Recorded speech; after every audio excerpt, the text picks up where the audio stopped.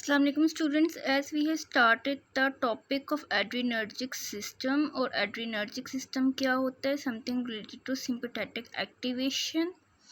Adrenergic system के हमारे पास 3 components होते हैं, that includes adrenergic neurons, adrenergic drugs and adrenergic receptors.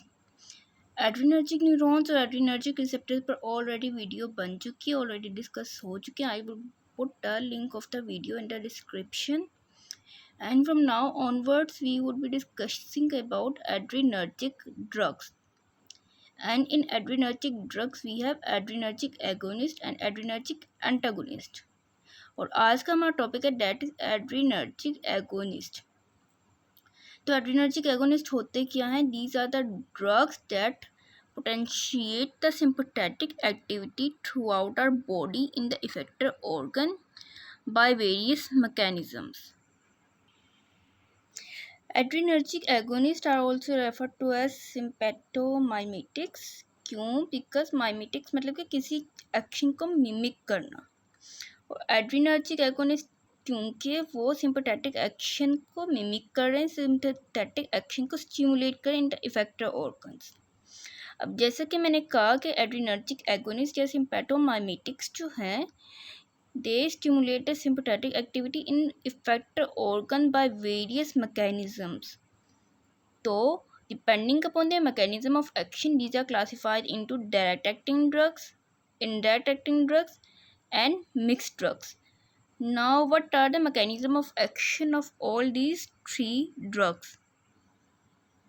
अब जो डायरेक्ट एक्टिंग ड्रग्स होते हैं उनका मैकेनिज्म ऑफ एक्शन क्या है कि दे simply act on the specific type of receptors present on the effector organ. उन रिसेप्टर्स को स्टिमुलेट करती हैं, इंट्रासेलुलर पाथवे को एक्टिवेट करती हैं, resulting in the activation of second messenger system and generating the sympathetic activity in the effector organs. जबकि indirect acting drug का क्या फंक्शन होता है कि ये, जैसे कि हमने प्रीवियस लेक्चर में पढ़ा था कि एड्रीनर्जिक न्यूरॉन्स जो हैं they release a specific type of neurotransmitters which are norepinephrine, epinephrine and etcetera. And these neurotransmitters are degraded by monoamine oxidase enzyme or catechol oxygen methyltransferase enzyme, or these neurotransmitters may be uptaken by the adrenergic neurons by the adrenergic reuptake system, जिसमें sodium potassium pumps होते हैं. तो ये जो reuptake system होता है of neurotransmitter that is inhibited by the indirect acting drugs, ताकि neurotransmitters जो हैं उनका रीअपटेक ना हो सके और जो सिंपैथेटिक न्यूरोट्रांसमीटर्स हैं वो एक्यूमुलेट हो जाए in synaptic cleft, hence potentiating the sympathetic activity throughout the body. जबकि मिक्स्ड ड्रग्स जो होती हैं they have both direct action as well as indirect action. Now, direct acting drugs are further classified into two types, which are catecholamines and norcatecholamines.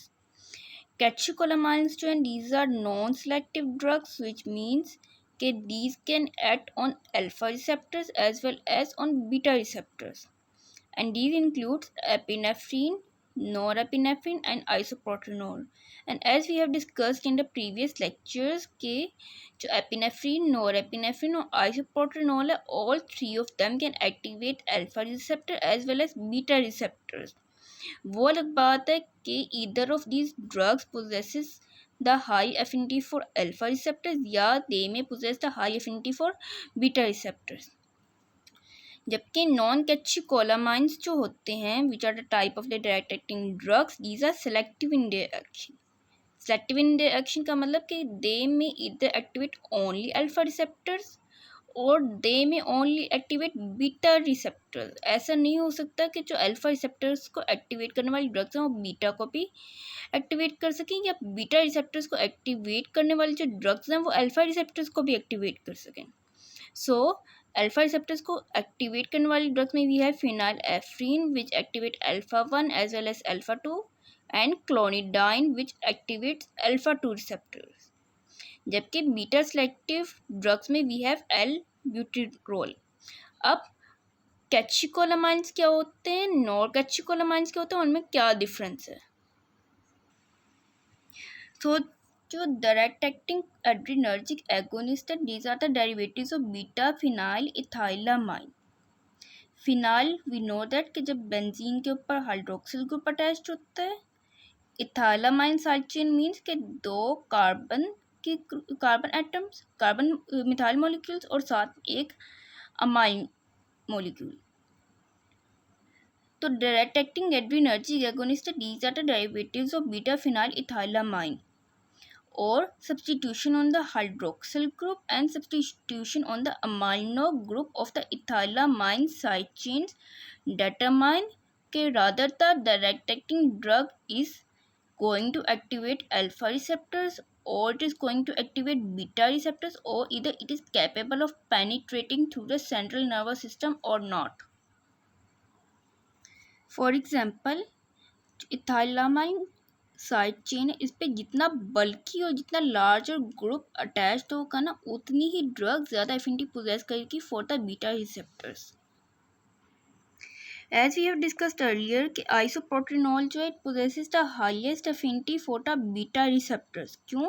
क्योंकि यहाँ पे isopropyl group attach होता है on ethylamine side chain, while epinephrine के case में methyl group attach होते हैं on ethylamine side chain, so it possesses relatively lesser affinity for beta receptors. In the case of norepinephrine, it has no methyl group attached on the ethylamine side chain, so it possesses least affinity for the beta receptors.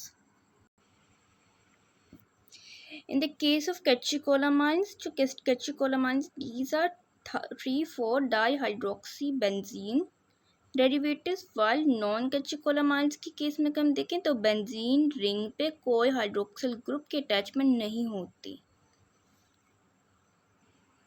As we can see कि in the case of the catecholamines like norepinephrine, epinephrine and isoproterenol, सबके अंदर we have attachment of two hydroxyl group on benzene ring, one on third position and one on fourth position. So that's why catecholamines are referred as the derivatives of 3,4-dihydroxybenzene. While in the case of non-catecholamines, as we can say, like ephedrine की जो benzene ring है, इसके ऊपर कोई hydroxyl group attach नहीं है, so it lacks hydroxyl group, जबकि इसका अल्फा कार्बन जो है साइड चेन का, उसके ऊपर मिथाइल ग्रुप की अटैचमेंट है। Moving towards the other differences, catecholamines have rapid onset. क्यों होता है? Because catecholamines possesses high affinity for the adrenergic receptors. For this purpose, these are high potent drugs. और high potency का क्या मतलब होता है कि catecholamines जो है ना, these are required in the small amount for the stimulation of the adrenergic receptors, while non-catecholamines जो है, they have slow onset. Catecholamines, as we have discussed in the earlier lectures, it can be inactivated by the two enzymes monoamine oxidase enzyme and catechol oxygen methyltransferase enzyme. दोनों catecholamines को degrade कर सकते हैं, while non-catecholamines जो हैं, these are the poor substrates for the monoamine oxidase enzyme and catechol oxygen methyltransferase enzyme. और क्योंकि catecholamines जो can be degraded by these two enzymes, तो these have lesser half life, जबकि नॉन कैचिकोलामाइंस जो है enzymes, non कैचिकोलामाइंस drugs जो हैं, these can not be degraded by these two enzymes, so they have greater half life. और इसी वजह से कैचिकोलामाइंस जो है, these can not be given by oral administration through the oral route, जबकि non कैचिकोलामाइंस as they can not be degraded by these two enzymes, so these can be easily given through the oral route. और कैचिकोलामाइंस के जी 3,4-डाईहाइड्रोक्सीबेंजीन होते हैं, इन पे दो hydroxyl group attached होते हैं, and as you all know कि जो हाइड्रोक्सिल ग्रुप है, it is the sign of the polarity, which means कि कैचिकोलामाइंस पोलर हैं, और अगर वो पोलर हैं, they cannot show the penetration into the central nervous system because these are not lipid soluble.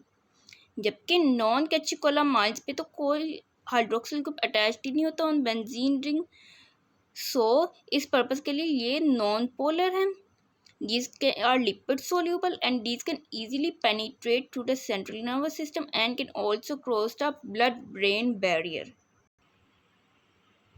Now the other classes of sympathomimetics includes indirect acting drugs जिसका mechanism हम पढ़ चुके हैं. It includes amphetamine, cocaine and tricyclic antidepressants which are imipramine.